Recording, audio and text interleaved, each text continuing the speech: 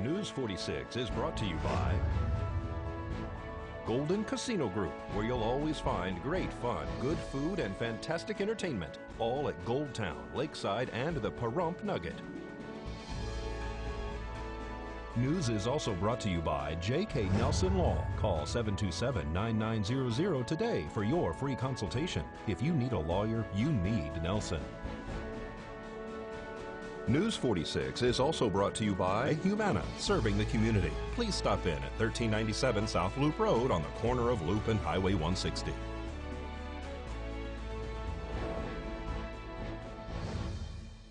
Tonight on News 46, police are investigating a shooting involving a vehicle and a home, and an officer is injured during a physical altercation. News 46 starts now. You're watching KPVM News 46 with Zach Reinert and Eunette Gentry. Local coverage from Deanna O'Donnell.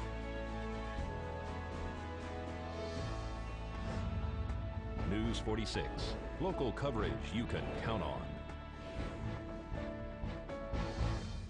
A home and car are struck by bullets. It's Thursday, February 15th. I'm Eunette Gentry.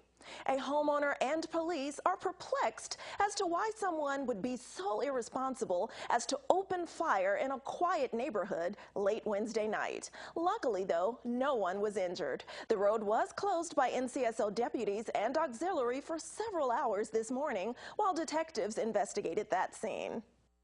A resident on Sagebrush Street called Nye County Sheriff's Office deputies this morning to respond to their location after hearing a disturbance last night, and upon checking this morning found that they had several bullet holes inside their vehicles and their home. Deputies blocked off the roadway from Gamebird to Elderberry this morning to secure the crime scene, in which they found many .357 ammunition casings on the ground. The investigation is being conducted at this time. If you have any information as to who committed this crime, you're urged to contact the Nye County Sheriff's Office at 775-751-7000. Luckily, no one was injured as a result of this shooting. This is Deanna O'Donnell for News 46. A distraught, possibly intoxicated female was taken by police and ambulance this morning from a home on Alaska Way. According to Nye County Sheriff Sharon Worley, police were dispatched to an address on Alaska Street this morning for an officer who had hit his emergency button. Deputies were originally dispatched to this home for a combative female who Worley says may have been under the influence of some kind of narcotic. A physical altercation ensued with Sergeant Corey Fowles, who was also transported to Desert View Hospital with injuries that are non-life-threatening as a result of this altercation. Police protected themselves by putting a bag over the suspect's head. Deputies and medics struggled to get the female under control before transporting her to Desert View Hospital to be medically cleared before she was transported to the Nye County Sheriff's Office Detention Center and is facing various charges. This is Deanna O'Donnell for News 46. The mother of a 14-year-old school shooting victim in Florida is pleading with President Donald Trump to do something to end these massacres. Lori Al-Hadef, with tears rolling down her face, screamed into a news microphone and into a camera today, begging the president to end the carnage and the nation's deadly gun epidemic. The mother's 14-year-old daughter, Alyssa, was one of 17 people killed during Wednesday's school shooting in Parkland, Florida. The debate over gun control in America has been polarizing and politicized, putting kids in the middle without resolution, and school shootings continue. The suspect, 19-year-old Nicholas Cruz, appeared in court today and has been charged with 17 counts of first-degree murder. Police say Mr. Cruz reportedly commented on a YouTube post last year that he would be a professional school shooter. The FBI admitted that a user alerted authorities to that post.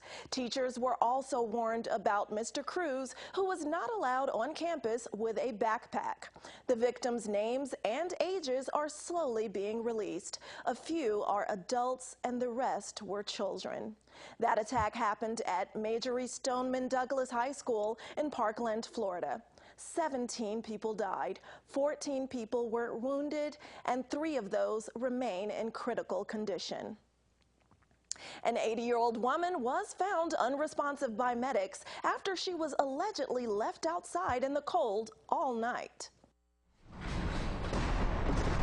Lynn McNess has been arrested by the Nye County Sheriff's Office for abuse of an older, vulnerable person at her home on Gamebird here in Pahrump. According to the declaration of arrest on February 9th, deputies were dispatched to a home on Gamebird Road in reference to an agency assist requested by medics who were on scene for an unconscious person. Upon arrival, they made contact with Chief Lewis from Pahrump Valley Fire and Rescue, who said that they received a call for service for an elderly female who was unconscious that had been outside all night. Chief Lewis allegedly told medics that the elderly female was laying in the dirt outside of the trailer located on the property. He said that the female was not able to speak and was not alert. The 60-year-old was placed in the ambulance and transported to Desert View Hospital with symptoms consistent with being hypothermic and unresponsive. The reporting party allegedly told police that she had dropped off the female the night before at approximately 4 p.m. Where she lived with Laura Lynn McNess. She watched her exit the vehicle and slowly walked towards the home. She said that she made contact with Laura, saying that she was outside on the walkway and to expect her. The next day, the reporting party said that Laura contacted her, saying that she needed help and that the female had been outside all night and that she was in fact unconscious. Medics arrived on scene and said that the female's core temperature was extremely low and she appeared to have multiple scratches and scrapes, red in color, along her arm and leg. She also was wearing a single layer of pajamas and no shoes. The female was subsequently airlifted via Mercy Air to Spring Valley Hospital in Las Vegas due to her condition. After an investigation, police read text messages on McNess's phone that stated that the female had actually been outside for approximately 14 hours. They said that McNess failed to take action and call for medical attention and acknowledged that it was cold out that night and she knew that the female was a diabetic. They also said that the female did not have access to food, shelter, or water during those hours that she was left outside. McNess was placed into custody for elder abuse and transported to the Nye County Sheriff's Office Detention Center. This is Deanna O'Donnell for News 46. And stay tuned to News 46. More local news, including an issue about potential squatters' rights, coming up next.